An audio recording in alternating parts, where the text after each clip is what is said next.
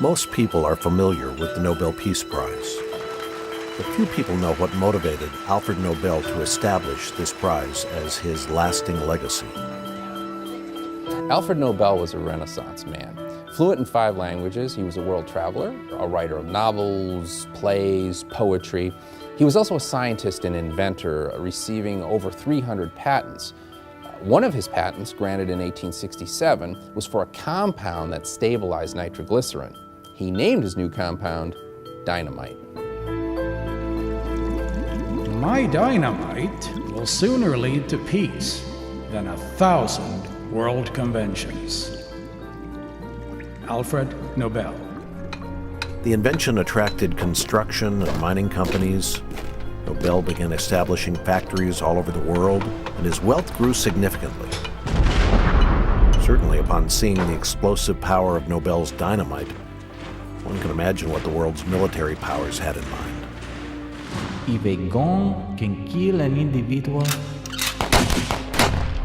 think of what a stick of dynamite can do. The material was being weaponized. And for the next 2 decades, the sale of dynamite added to Nobel's growing wealth. In 1888, a twist of fate and an eerie forecast on Nobel's legacy occurred. In that year, Alfred's brother, Ludwig, died while visiting Caen in France. But when a local French newspaper published the obituary, the editor confused the facts. He reported that Alfred had died.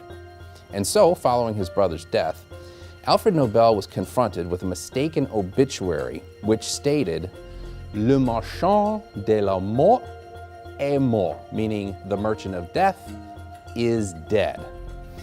It has also been reported that the article went on to say, quote, Dr. Alfred Nobel, who became rich, finding ways to kill more people faster than ever before, died yesterday, unquote. The editor's error gave Nobel a unique gift. He had a chance to see how his life would be remembered. His legacy would be a legacy of death and destruction, not a legacy of peace. The experience ultimately led Alfred Nobel to make a decision after that day.